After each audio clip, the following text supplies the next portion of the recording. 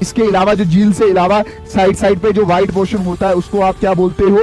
Sclera मेरी जान। क्या बोलते हो? स्क्लेरा मेरी जान। चल मेरी जान। सिंपल सी बात है। डिस्पर्शन का मतलब वो क्या होता है कि जब कभी भी लाइट प्रिज्म से होके गुजरती है वो 7 रंगों में टूट जाती है, जिसको आप डिस्पर्शन ऑफ लाइट बोलते हो। भागेंगे दुनिया में और सिग्नल को एक जगह से दूसरी जगह पे चुटकियों में ले जाएंगे। ऑप्टिकल फाइबर के अंदर TIR चलता है। सिंपल सी बात, क्योंकि इनकी वेवलेंथ क्या होती है? ज्यादा होती है। वेवलेंथ इसकी क्या है? ज्यादा है। रेड कलर की वेवलेंथ क्या है? ज्यादा है। Why yellow colour to school bus. Yellow colour का जो फॉक्सिंग पावर होता है होती है, मतलब लॉन्ग साइटेडनेस। लॉन्ग साइटेडनेस मतलब दूर का देख पाएगा। Person can see far object but can not see near object. पास का नहीं देख पाएगा। अब इसके अस्सलाम वालेकुम व रहमतुल्लाहि व बरकातुहू। नमस्ते, सत श्री अकाल। क्या हाल चाल? सब बढ़िया? हाँ बढ़िया सर। एक और वीडियो लेके आ रहे हो CYQ की। हाँ मेरी जान, इस साल जो सवाल आएंगे human I and colourful world से, वो सारे इसी वीडियो में होंगे। Class 10th human I and colourful world. इस वीडियो के बाद आपको नोट्स मिल जाएंगे। और मेरी जान 2-3 बच्चे हैं, कल के दिन में आपको पूरी साइंस दे जाने वाला हूं। चलिए शुरुआत करते हैं human I and colourful world की। ह्यूमन आई का मतलब क्या हो गया? हमने अपनी ये वाली आंखें देखनी है, इसके ऊपर बात करनी है, और इसी आंख से हम रंगीन दुनिया देखते हैं, उस पर बात करनी है। एक बार चेक कर लेते हैं कि माइक में बैठ रहा है। तो ध्यान से अच्छे से शुरू करते हैं। That is human I and colourful world. मेरी जान, ये मेरी प्यारी सी आंख है। अब इस आंख में मैं कुछ सिखाना चाहता हूं। देख, ये झील जैसी जो आंख है ना मेरी जान, इधर इधर, ये जो तुम्हारी झील जैसी आंख है, झील जिससे तू अंदर तक देख सकता है, अंदर तक देख सकता है, इसको तू बोल रहा है स्क्लेरा। नहीं नहीं नहीं नहीं, इसको स्क्लेरा नहीं, इसको बोलते हैं कॉर्निया। और वो जो व्हाइट पोर्शन है, वो जो व्हाइट मतलब इसके अलावा जो झील से अलावा साइड साइड पे जो व्हाइट पोर्शन होता है उसको आप क्या बोलते हो? स्क्लेरा मेरी जान। क्या बोलते हो? स्क्लेरा मेरी जान। चल मेरी जान, आगे चलते हैं आंख की तरफ। ये मेरी आंख है, human eye, the sense that help us to, human eye sense organ that help us to see, वो चीज जो आपको देखने में मदद करे। और आपकी इंसानी आंख की शेप होती है स्फेरिकल, गोल आकार। इसका डायमीटर जरा बता देना मुझे। वजन में बता रहा हूं 6 किलो 6 ग्राम। अब देख ध्यान से, अभी मैं बोल रहा था ना ये झील जैसा जिसमें अंदर तक देख सकते हो, ये क्या है? कॉर्निया। और ये जो बचा हुआ पोर्शन है ये वाला इसको बोलते हैं स्क्लेरा। और जहां से लाइट अंदर घुसती है, ये यहां से अंदर घुसती है, इसको बोलते हैं प्यूपिल मेरी जान। अच्छा, आई इज लोकेटेड, आई कहां लोकेटेड है? Located in the I socket in the skull. मतलब ये स्कल है और इसके ये आई सॉकेट है, ये आई सॉकेट, इसके अंदर फिट है आपकी आंख, इसके अंदर फिट है आपकी आंख, तो आई सॉकेट में फिट है। The diameter of the I is 2 point, ये डायमीटर मैंने अभी बोला था, ढूंढ के लाना, 2.3 centimetre. The size of I remain the same through out of over life. जो इंसानी आंख है उसका साइज पूरी उम्र क्या रहने वाला है? सेम रहता है। अब ये आंख है, इसको अच्छे से डिस्कस करते। मैं बोल रहा हूं ये मेरी नाजिया जी की आंख है, इसकी ये आईब्रो है, ये आंख है, ये अपर आईलिड है, ये लोअर आईलिड है, ये जो व्हाइट पोर्शन है इसका नाम क्या है? स्क्लेरा। अच्छा, ये पोर्शन जो है इसको बोलते हैं कॉर्निया। इसमें जो अंदर सुराख है प्यूपिल। ये जो रेड कलर के मसल मैंने मार्क करके रखे हैं, ये क्या है? That is iris. ओके मेरी जान, इस आंख को मैंने निकाला बाहर, फिर मैंने इसको किया कट और फिर सामने रखा और मेरी आंख इस तरह से दिख रही है मेरी जान। मैं बोल रहा हूं, मैं ये चीज यहां से समझा नहीं रहा, यहां से समझा रहा हूं, जो मैंने अपनी आंख मैंने अपनी हाथ से बनाई है। अब मेरी बात ध्यान से समझ। ये जो ऊपर से ये जो व्हाइट पोर्शन है, ये व्हाइट पोर्शन है जो आंख का, ये जो व्हाइट पोर्शन है आंख का, इसको बोलते हैं स्क्लेरा। क्या बोलते हैं? स्क्लेरा। स्क्लेरा एक कवरिंग है जो आंख को प्रोटेक्ट करती है। फिर अंदर से ये कोरॉइड है, अंदर वाली लेयर, ये देखिए ये वाली, ये जो पिंक कलर में है, ये क्या है? कोरॉइड। स्क्लेरा बता दिया, कोराइड बता दिया, और तीसरा ये जो ऑरेंज कलर की है, ये तीसरी लेयर है, that is muscular layer. Sir sclera protect करती है। कोराइड में ब्लड वेसल्स होते हैं, खून की नलियां होती हैं जो खाना आंख तक लेके आती हैं, और फिर ये मस्कुलर लेयर है जो आंख के साइज को बड़ा या छोटा कर सकती है, और फिर ये लास्ट में एंड लेयर है, ये एंड लेयर है जिसको आप क्या बोलते हो, रेटिना बोलते हो मेरी जान, रेटिना, जहां पे इमेज बनती है। अब देख, ये जो ऊपर स्क्लेरा है ये आगे की तरफ जाके क्या बनाता है, दैट इज कॉर्निया बनाता है, और ये जो मस्कुलर लेयर है आगे जाके दो चीजें बनाता है। एक ये चीज जिसको आप बोलते हो क्या, सिलराई मसल। सिलराई मसल लेंस को होल्ड करके रखती है, ये आई लेंस है, किसकी बनी होती है, प्रोटीन की बनी होती है, इसको होल्ड करके रखता है। फिर यहां से ये मसल्स बाहर निकलते हैं, इसको बोलते हैं आइरिस, इसके अंदर सुराख होता है जिसको आप क्या बोलते हो, प्यूपिल बोलते हो। बात समझ कि नहीं? ये लेंस देख, ये लेंस और ये सिलराई मसल्स इस आंख को दो कंपार्टमेंट में डिवाइड कर देते हैं। एक है विट्रस चैम्बर जिसमें विट्रस फ्लूइड है, और एक है एक्वस चैम्बर जिसमें एक्वस फ्लूइड है। और अगर मेरी जान ध्यान से देख तो ये रेटिना है जिसपे इमेज बनती है, यहां से एक नर्व निकलती है जो ब्रेन की तरफ जाती है जिसको बोलते हैं ऑप्टिक नर्व। और याद रखना यहां पे इमेज नहीं बनती, यहां पे एक स्पॉट है, यहां पे एक क्या है, स्पॉट। स्पॉट मतलब एक जगह है जहां पे इमेज नहीं बनती, इसको क्या बोलते हैं, दैट इज ब्लाइंड स्पॉट। ये आंख का स्ट्रक्चर है मेरी जान, आएगा ही आएगा, याद रखना आंख का स्ट्रक्चर CYQ है, आएगा इस साल। पार्ट्स ऑफ ह्यूमन आई, पहला है कॉर्निया। कॉर्निया ट्रांसपेरेंट होता है, it is the outer most transparent part, it provide most of the reflection of the light. जो कॉर्निया है ना, कॉर्निया ये आगे वाला पोर्शन है, ये वाला आगे वाला पोर्शन है। कॉर्निया कौन सा पोर्शन है, कॉर्निया मेरी जान ये आगे वाला पोर्शन है। कॉर्निया कौन सा पोर्शन है मेरी जान, ये आगे वाला पोर्शन है, ये आगे वाला पोर्शन है। ये ट्रांसपेरेंट होता है और यहां पे जो लाइट पड़ती है वो मैक्सिमम बेंडिंग यहीं पे होती है। लेंस क्या होता है, it is the compose of fibrous jelly like material. Lens कौन सा, ये वाला लेंस, ये फाइब्रस जेली लाइक प्रोटीन का बना होता है, ठीक है। Provide focus of real and inverted image of the object on retina. हालांकि ये है कौन सा, दैट इज कन्वेक्स लेंस। और आपको पता है लाइट जब यहां से ऐसे आएगी तो ये इसको क्या करेगा, कन्वर्ज, और इमेज कहां बनने वाली है, दैट इज रेटिना पे बनने वाली है। कैसी बनने वाली है, real and inverted image of the object of retina.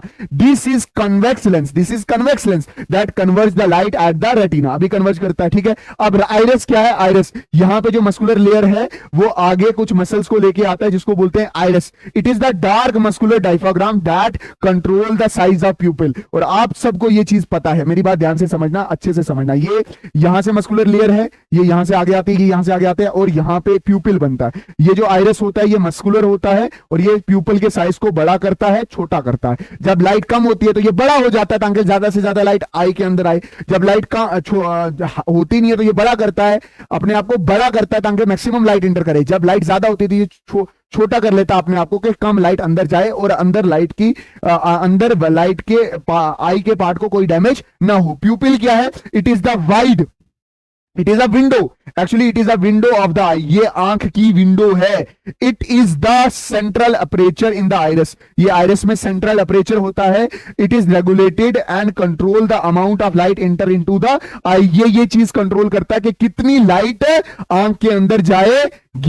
उसके बाद है सिलराई मसल। अभी मैंने बोला था सिलराई मसल क्या होता है कि इस आंख को होल्ड करने वाले कुछ मसल्स हैं, उसको बोलते हैं ciliary muscle. They hold the lens position and help in modifying the curvature of the lens. ये इस लेंस को यहां पे ये जो लेंस, ये जो मसल्स हैं इसको बोलते हैं सिलराई मसल, और इस लेंस को होल्ड करके रखते हैं, और ये लेंस को पतला भी कर सकते हैं, मोटा भी कर सकते हैं। रेटिना क्या है, ये पीछे स्क्रीन है, ठीक है। It is a delicate membrane having enormous number of light sensitive cell. इस पे बहुत सारे लाइट सेंसिटिव सेल्स होते हैं जहां पे क्या बनती है, इमेज बनती है। ऑप्टिक नर्व क्या होती है, इस रेटिना से एक नर्व निकलती है जो ब्रेन की तरफ जाती है। It transmit the visual information from retina to brain, information आंख की रेटिना से ब्रेन में तक चली जा सके। ब्लाइंड स्पॉट क्या है, the point at which the optic nerve leaves the eye, मतलब ये ब्लाइंड स्पॉट है, एक ऐसी जगह जहां से ऑप्टिक नर्व बाहर की तरफ निकलती है, उसको बोलते हैं ब्लाइंड स्पॉट। अब मेरी बात ध्यान से समझना,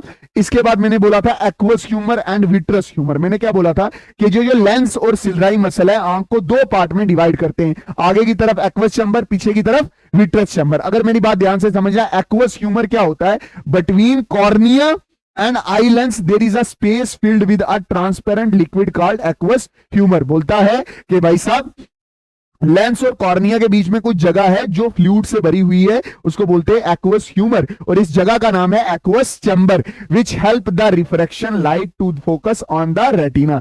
जो क्या करता है, इस लाइट को बेंड करता है, मतलब जो लाइट आ रही होगी उसको बेंड करेगा, लेंस और बेंड करेगा, और इमेज कहां बनेगी, रेटिना के ऊपर बेंड करेगी। मतलब अब फ्लूइड है, लिक्विड है, तो मीडियम चेंज होने पर बेंडिंग तो होती है। विट्रस ह्यूमर क्या है, the space between eye lens and retina. ये आई लेंस है और ये पीछे रेटिना है, इसके बीच में जो स्पेस है उसको क्या बोलते हैं, दैट इज विट्रस ह्यूमर या विट्रस चैम्बर बोलते हैं। इसमें जो फ्लूइड होती है उसको बोलते हैं aqueous humour. The space between eye lens and retina is filled with a liquid called vitreous humour. और इसमें क्या है, विट्रस ह्यूमर है, इसमें क्या है, विट्रस ह्यूमर है, और इसमें भी फ्लूइड है। अब फ्लूइड है तो पानी जैसा है जो लाइट को बेंडिंग में मदद करेगा मेरी जान। अच्छा, हाउ ह्यूमन आई वर्क, किस तरह से इंसानी आंख काम करती है। अगर मेरी बात ध्यान से देख, मान ले कि ये कोई ऑब्जेक्ट है, ठीक है, अब रे इधर जाएंगी तो यहां पे क्या, दैट इज एक्वस ह्यूमर, यहां से बेंडिंग होगी, फिर लेंस में जाएगी, फिर लेंस में दोबारा बेंडिंग होगी, फिर कहां जाएगा, दैट इज विट्रस ह्यूमर में, फिर विट्रस ह्यूमर में क्या होगी, दोबारा बेंडिंग होगी, और इमेज कहां बनेगी, रेटिना पे बनेगी। कैसी इमेज बनेगी, इन्वर्टेड इमेज बनेगी और रियल इमेज बनेगी। और जब ये ब्रेन की तरफ भेजी जाएगी तो ये इरेक्ट हो जाएगी। मेरी बात सुनना, ये एक्वस ह्यूमर में एक बार रिफ्लेक्शन, फिर लेंस में रिफ्लेक्शन, और फिर विट्रस ह्यूमर में क्या होगी, रिफ्लेक्शन होगी, और फिर इमेज कहां बनती है, दैट इज रेटिना पे बढ़ती है। Far point of the eye मतलब इंसान मैक्सिमम कितना दूर देख सकता है। तो अगर आप ध्यान से देखो तो आप यहां से सूरज भी देख सकते हो, चांद भी देख सकते हो। Maximum distance to which I can see, कितना ज्यादा दूर तक इंसानी आंख देख सकती है, वही उसका फार पॉइंट है, is called the far point. For normal I it's value is infinity. Infinity मतलब बाहर, बहुत दूर तक। मेरी बात ध्यान से देखना, ये इंसानी आंख है तो इंसानी आंख कहां तक देख सकती है, बहुत दूर तक देख सकती है। नियर पॉइंट क्या हो गया, near point the minimum distance eight which the object can be seen most distinctly without any strain is called the least distance of distinct vision. For normal I it is 25 centimetre. मतलब जैसे for example आप यहां पे ऐसे रख के देखो तो आपको अच्छे से समझ आएगा, ठीक है, अच्छे से दिखेगा। जैसे ही पास लाओगे तो थोड़ा आंख पे जोर बनेगा, फिर एक डिस्टेंस ऐसा आएगा कि ये ऑब्जेक्ट क्या होने लग जाएगा, धुंधला होने वाला है, तो तब आपकी आंखों पे पड़ेगा असर। ये जो मिनिमम डिस्टेंस है जहां तक आप किसी चीज को अच्छे से देख सकते हो या अच्छी क्लियरिटी में देख सकते हो, वो उसका क्या, नियर पॉइंट। और नॉर्मल आई के लिए ये 25 सेंटीमीटर होता है। What is power of accommodation, power of accommodation important है, CYQ में आ सकता है। ये सेंटर मतलब जितने भी क्वेश्चन में करवा रहा हूं ये सारे CYQ हैं, ये याद रखना।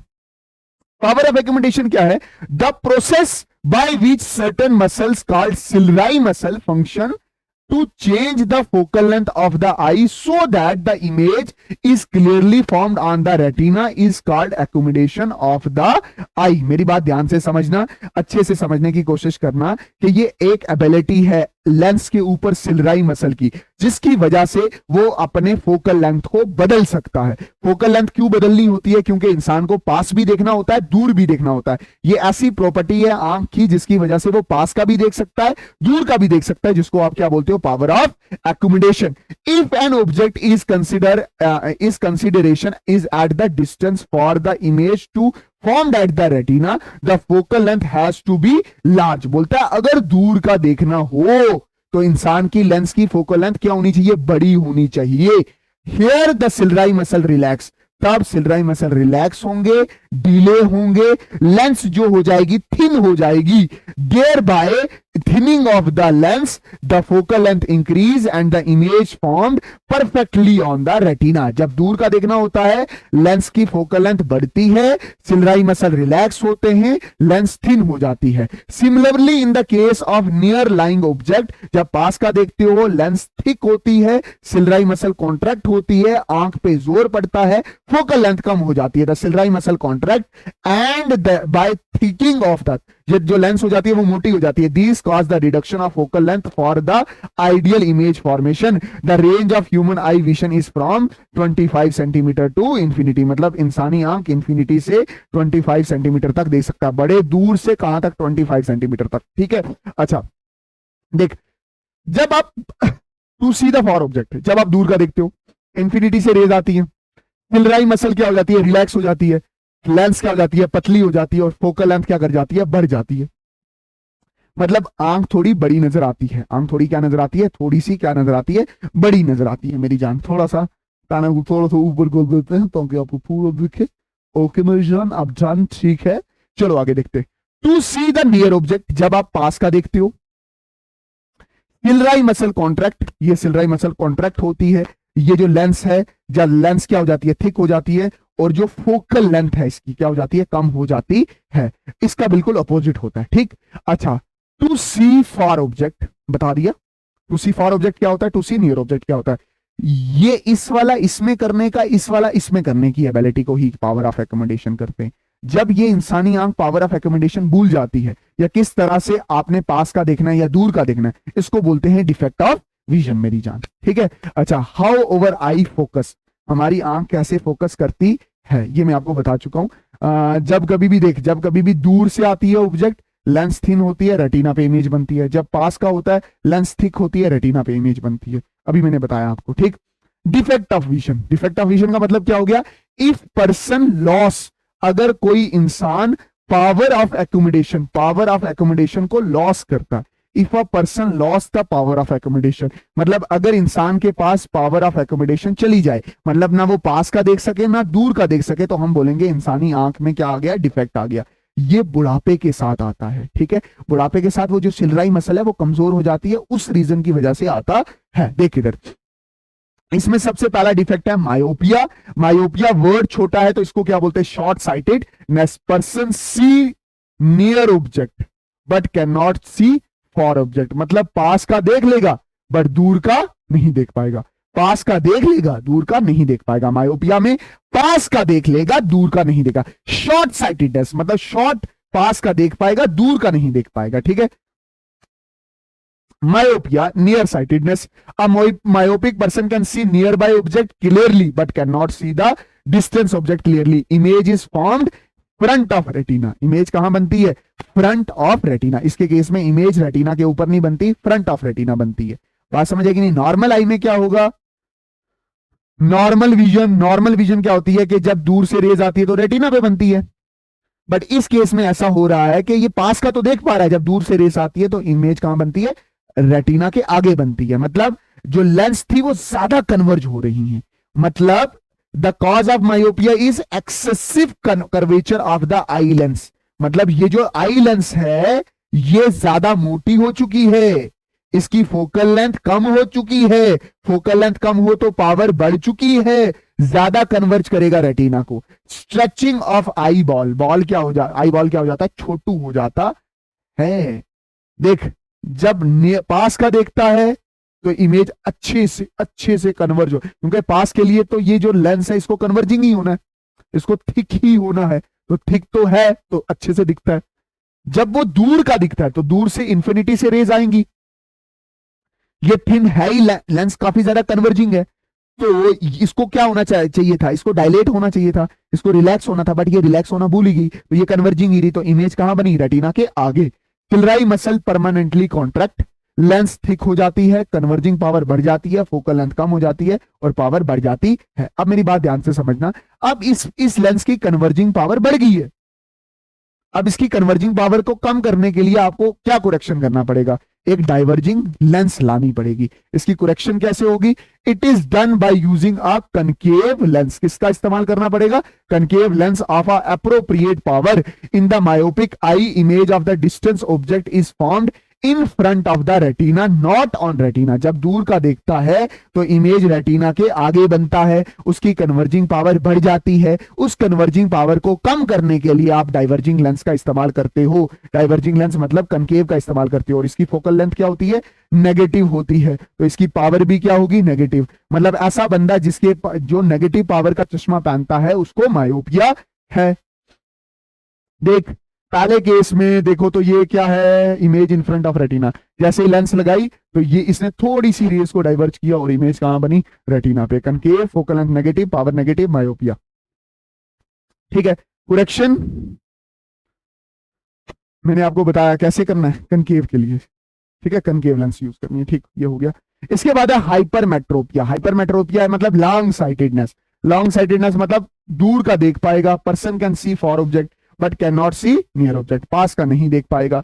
अब इसका ये हुआ कैसे है, अगर आप ध्यान से देखो तो ये इस hypermetropia, far sightedness, affected person can see far object clearly but can not see the near object clearly, पास वाला देख नहीं पाएगा। The near point of the, जो नियर पॉइंट है, जो पास वाला पॉइंट है वो थोड़ा दूर चला गया है। ठीक है, image is found behind the retina. अब इमेज कहां बन रही है, रेटिना के बिहाइंड बन रहा है। अच्छा, कॉज क्या है, इधर देखना ध्यान से। To see far object, to see far object, इधर इधर आराम से सुन। टू सी फॉर ऑब्जेक्ट, ये इंफिनिटी से रेज आई, डर। अब ये लेंस है ही थिन, इमेज कहां बन गई, रेटिना के ऊपर बनी, ये सही है। But to see near object, near object के लिए इस लेंस को थिक होना चाहिए था, बट ये रहा कैसे, परमानेंटली थिन हो गया। फोकल लेंथ ज्यादा है तो ये जो इमेज बनी या फोकस बनी ये रेटिना से बिहाइंड द रेटिना बनी। इस केस में सिलराई मसल रिलैक्स रहते हैं परमानेंटली, लेंस हमेशा थिन रहती है, फोकल लेंथ बड़ी रहती है और इसकी कन्वर्जिंग पावर क्या होगी, कम, क्योंकि फोकल लेंथ बढ़ गया। ये बिल्कुल उल्टा है किसके, मायोपिया का। अगर मायोपिया हो गया, हाइपरमेट्रोपिया खुद ब खुद हो जाएगा। अब इसकी करेक्शन कैसे करनी है, मैंने क्या बोला कि भाई साहब इसकी कन्वर्जिंग पावर कम हुई है। कन्वर्जिंग पावर कम हुई है मतलब ये कन्वर्ज कर ही नहीं पा रहा, तो कन्वर्जिंग पावर के लिए आप किसका इस्तेमाल करोगे, कन्वेक्स लेंस का। ठीक है, कन्वेक्स लेंस का इस्तेमाल होगा। ठीक, इधर ये देखो, जब पास का देख रहा था लेंस नहीं था, ये रेस गई डर, अब कन्वर्जिंग पावर कम थी तो बड़े दूर जाके कन्वर्ज किया। बट जब कन्वेक्स लेंस का इस्तेमाल किया तो इस आंख की कन्वर्जिंग पावर क्या कर गई, बढ़ गई। अब रह गई यहां पे थोड़ी सी क्या होगी, कन्वर्ज होगी, फिर आगे जाके इस लेंस से भी कन्वर्ज हुई हो तो इमेज कहां बनी, रेटिना पे। कन्वेक्स लेंस की फोकल लेंथ क्या, पॉजिटिव, पावर क्या होगी, पॉजिटिव। और जिस इंसान के पास जो चश्मा होता है पावर पॉजिटिव हो तो हम उसको बोलते हैं हाइपरमेट्रोपिया आई है वो। उसके बाद है करेक्शन, मैंने आपको बोल दिया करेक्शन के लिए आप इसके केस में कन्वेक्स लेंस का इस्तेमाल करते हो।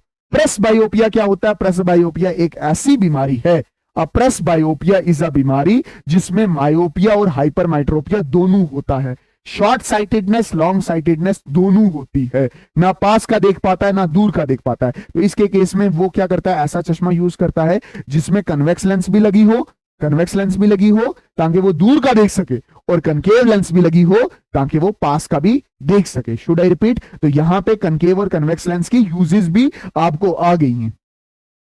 अब है advantage of I in front of face, मतलब ऐसा क्यों है कि इंसानी आंख ऐसे ही यहां पे दो लगी है, क्यों, क्योंकि it give a wider field of view, ये एक वाइडर फील्ड देखता है। अगर आप ध्यान से देखो तो ये कितना कवर हो जाता है, 180 तक ये कवर हो जाता है, एक वाइडर फील्ड देखता है। It provide the 3 dimensional view, और इसकी वजह से आप 3 डायमेंशनल देख सकते हो, 3D में देख सकते हो, मतलब जैसे उभरा हुई चीजें भी देख सकते हो। समझ आया कि नहीं आया, हाँ सर। उसके बाद है प्रिज्म। प्रिज्म क्या है, एक ग्लास का बना हुआ मटेरियल है जो पिरामिड की तरह दिखता है।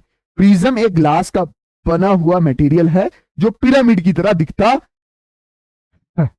डिस्पर्शन ऑफ लाइट, बिल्कुल सिंपल सी बात है। डिस्पर्शन का मतलब वो क्या होता है कि जब कभी भी लाइट प्रिज्म से होके गुजरती है वो 7 रंगों में टूट जाती है, जिसको आप डिस्पर्शन ऑफ लाइट बोलते हो। The splitting of white light into its component, into its component मतलब लाइट का टूटना 7 रंगों में। The splitting of light into its 7 colours is known as the dispersion of light. देखिए व्हाइट लाइट आई और ये 7 रंगों में टूट गई, violet, indigo, blue, green, yellow, orange और रेड, इसी को डिस्पर्शन ऑफ लाइट कहते हैं। अच्छा, the bending ability of colour when it is pass through the prism is known as the dispersion of light. बस याद रख लेना कि जब कभी भी प्रिज्म से व्हाइट लाइट गुजरती है वो 7 कलरों में टूट जाती है, जिसको आप डिस्पर्शन ऑफ लाइट कहते हो। व्हाइट लाइट आई 7 कलर में टूट गई, कैसे, violet, indigo, blue, green, yellow, orange और red.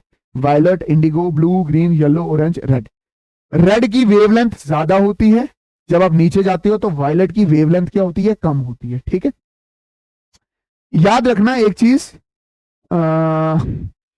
P is equal to lambda mu होता है, C is the speed of light, lambda wavelength होता है और फ्रीक्वेंसी होती है, C upon mu is equal to lambda. जिसकी वेवलेंथ ज्यादा उसकी फ्रीक्वेंसी क्या होती है, कम होती है, याद रख लेना, ठीक है। जब आप वायलेट से रेड की तरफ जाते हो तो वेवलेंथ क्या ज्यादा, उसकी फ्रीक्वेंसी क्या हो जाएगी, कम। जब ऊपर से नीचे की तरफ आते हो तो लैम्डा क्या हो जाता है, कम, और फ्रीक्वेंसी क्या हो जाती है, ज्यादा हो जाती है। अब देख, the representation of these 7 colour on a screen is known as spectrum. Spectrum क्या है, रिप्रेजेंटेशन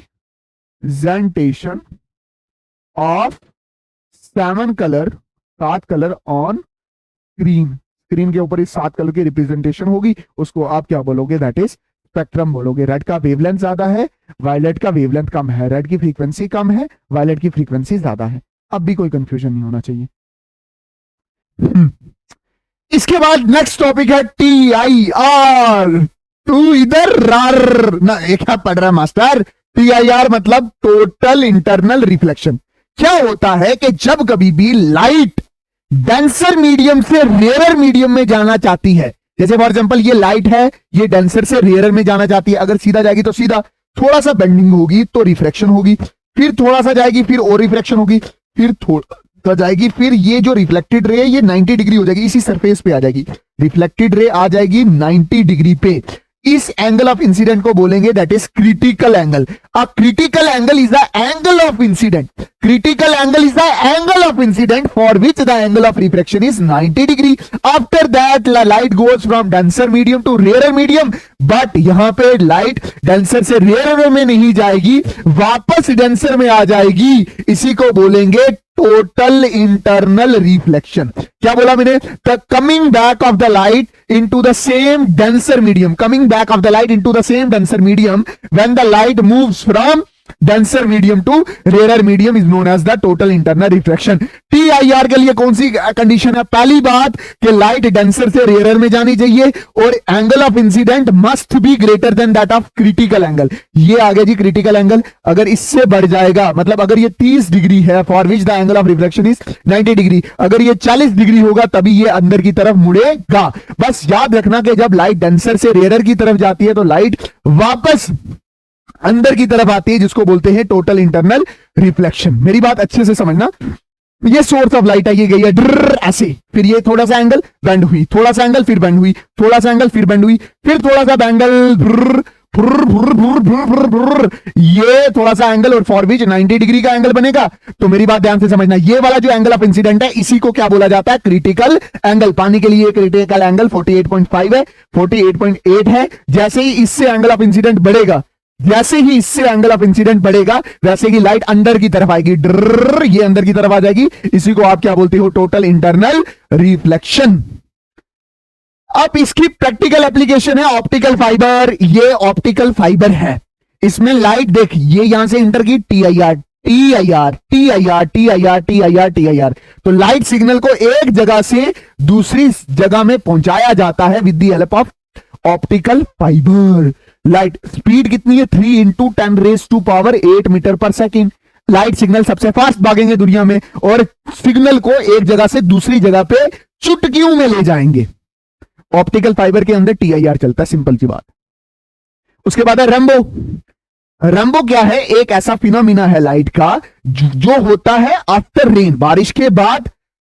इसमें होता क्या, डिस्पर्शन होती है, रिफ्रैक्शन होती है और टोटल इंटरनल रिफ्लेक्शन होती है। देख मेरी बात सुनना, रेम्बो होता है बारिश के बाद। इसमें कौन कौन सा फिनोमिना चलता है, dispersion, splitting of light, refraction, bending of light और टोटल इंटरनल रिफ्लेक्शन चलता है। कैसे होता है, देख मेरी बात सुनना, इधर इधर मेरी बात समझना। ये सूरज है, जिस बंदे को रेम्बो दिखेगा ना, उसका सूरज होगा इधर बैक की तरफ। ये लाइट आई, बारिश के बूंद थे एटमॉस्फेयर में, ये लाइट आई, ड्रर, मेरी बात ध्यान से, यहां से जैसे बजी तो लाइट टूट गई, कितने कलर में, 7 कलर में। ये देखना, ये रेड कलर वाला ऊपर और वायलेट कलर वाला इधर। फिर ये रेड का क्या हुआ, टोटल इंटरनल रिफ्लेक्शन, इस वायलेट का भी क्या हुआ, टोटल इंटरनल रिफ्लेक्शन। मतलब यहां पे डिस्पर्शन भी हुआ, टोटल इंटरनल रिफ्लेक्शन भी हुआ है। डिस्पर्शन, टोटल इंटरनल रिफ्लेक्शन, और यहां पे थोड़ी लाइट बेंड भी हुई है, तो मतलब रिफ्लेक्शन भी हुआ है। अब जैसे ही लाइट यहां पे बजी, बेंडिंग भी हुई और लाइट टूटी भी, इधर टूटी तो अंदर ही सरफेस के अंदर ये इधर से वापस चलेगी, दैट इज TIR हुआ है। और फिर जब यहां से बाहर निकली है तो फिर दोबारा क्या हुई है, बेंडिंग हुई है। अगर तू ध्यान से देखे, ध्यान से अच्छे से समझने की कोशिश करे तो यहां पे रिफ्रैक्शन भी हुई है, बेंडिंग भी हुई है, डिस्पर्शन भी हुई है, TIR भी हुआ है। और यहां पे पीछे ऐसे इस तरफ से ऑब्जर्वर है जो कितने कलर्स को देख रहा है, 7 कलर्स को देख रहा है। मतलब रेम्बो हमेशा कहां बनेगा, इधर रेम्बो बनेगा और सूरज की रोशनी होगी इधर। लाइट यहां से गई, डर, बारिश की बूंदों पे बजी पड़ी तो पड़ने के बाद लाइट टूट गई, वहां पे बेंडिंग भी हुई, स्प्लिटिंग भी हुई, फिर TIR हुआ, फिर लाइट आपकी आंखों में बजी है। इसी को आप क्या बोलते हो, that is dispersion of rainbow बोलते हो। ठीक है। सन एमिट्स, इधर इधर, sun emits 7 colour light in its visible range. मेरी बात याद रखना कि भाई साहब जो सूरज जो सूरज है वो व्हाइट लाइट सिक्रीट करता है ना, व्हाइट लाइट डालता है। और अगर आप प्रिज्म से उसको पास करो तो 7 अलग अलग कलर निकलते हैं। तो इससे पता क्या चला कि जो आपकी व्हाइट लाइट है, जो आपकी क्या है, व्हाइट लाइट है, वो 7 कलर से बनी होती है। Violet, indigo, blue, green, yellow, orange and red. मेरी जान, चल आगे। इसके बाद हमारे पास नया टॉपिक है स्कैटरिंग ऑफ लाइट। अब मेरी बात ध्यान से समझना, ये अर्थ है, अर्थ के इर्द गिर्द एटमॉस्फेयर है और एटमॉस्फेयर में डस्ट पार्टिकल है, एयर पार्टिकल है। जब लाइट इस एयर या एटमॉस्फेयर में आती है तो वो छोटे छोटे पार्टिकल लाइट को क्या करते हैं, रिफ्लेक्ट करते हैं। जैसे लाइट इंटर की, छोटे पार्टिकल ने रिफ्लेक्ट किया, फिर मेरे आंख में आया, वो छोटा पार्टिकल दिखना पड़ गया। इसको बोलते हैं स्कैटरिंग ऑफ लाइट। स्कैटरिंग क्या है, the reflection of light by a टिनी particle of earth atmosphere. अब देख ध्यान से, ये अर्थ है और इसके ये छोटे छोटे छोटे छोटे छोटे छोटे छोटे छोटे ये क्या है, दैट इज पार्टिकल है। ये क्या छोटे छोटे छोटे क्या पार्टिकल, इसी को आप क्या बोलते हो, एटमॉस्फेयर। ठीक है मेरी जान, हाँ इतनी बात समझ आ गई। अब होता क्या है, अब होता क्या है कि ये व्हाइट लाइट यहां से ऐसे इंटर करती है, जैसे इंटर करती है तो ये स्प्लिट हो जाती है बहुत सारे कलर्स में। मैं एक कलर ले रहा हूं, जैसे ये ब्लू है, ये पार्टिकल के साथ टकराया, इधर गया, टकराया, इधर गया, टकराया, इधर गया, टकराया, इधर गया, टकराया, इधर गया, इधर गया, इधर गया, इधर गया, इधर गया, टकराते टकराते टकराते इधर गया। बात समझ है कि नहीं है? अब मेरी बात सुनना, जैसे लाइट इंटर करा 7 डिफरेंट कलर में टूट गया। अब सुनना, सबसे छोटी वेवलेंथ किसकी है, वायलेट। तो वायलेट सबसे ज्यादा स्कैटर्ड हुआ, इतना स्कैटर्ड हो गया कि मतलब जैसे ही वायलेट, मतलब जैसे लाइट एटमॉस्फेयर में इंटर की, वायलेट सबसे ज्यादा स्कैटर्ड हो गया और हमारे तक पहुंचते पहुंचते वायलेट तो दिखाई नहीं। फिर उसके बाद इंडिगो भी स्कैटर्ड हुआ, हमारे तक पहुंचते पहुंचते दिखाई नहीं। फिर ब्लू इतना स्कैटर्ड हो गया कि हमारी आंख तक ब्लू ही दिखता है। यही रीजन है, यही रीजन है, यही रीजन है कि why the sky appears blue. अगर तू ध्यान से देख, यहां से इसकी वेवलेंथ क्या है, ज्यादा, इसकी वेवलेंथ क्या है, कम, एज कंपेयर टू, तो ये ब्लू की वेवलेंथ कम है और इतनी कम है कि भाई साहब ये हमारी आंख तक रीच आउट हो जाता है, पहुंच जाता है, इसलिए हमारे आसमान का कलर ब्लू दिखता है। ब्लू लाइट, अच्छा देखना, blue light is scattered more than other colour because of its shorter wavelength. छोटी वेवलेंथ होती है रेड के कंपैरिजन में। टिनी atmosphere particle can scattered only a shorter wavelength. मतलब जो छोटे छोटे पार्टिकल हैं वो मतलब ज्यादातर ब्लू लाइट उनकी फेवरेट है। मतलब लाइट टूटेगी वो ब्लू लाइट को ही स्कैटर्ड करना ज्यादा पसंद करते हैं। लाइट आई, रेड वाली पासे है भाई, बड़े दूर है।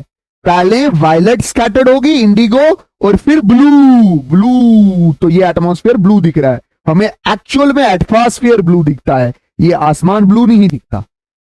Why do sun appear more reddish during the sunrise and sunset? मतलब ऐसा क्यों होता है कि सूरज चढ़ते वक्त और डूबते वक्त ज्यादा लाल दिखता है?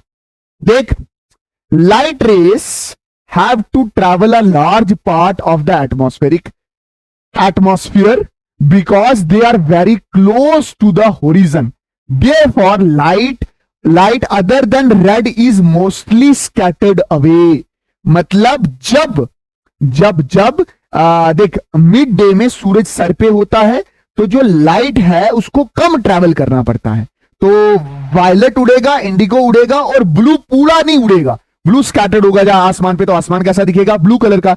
जब सनराइज होगा, जब सनराइज होगा या सन कहीं यहां पे सेट होगा, या सन कहीं सेट क्या होगा, सेट होगा, सनराइज होगा, तो ये डिस्टेंस क्या है, ज्यादा।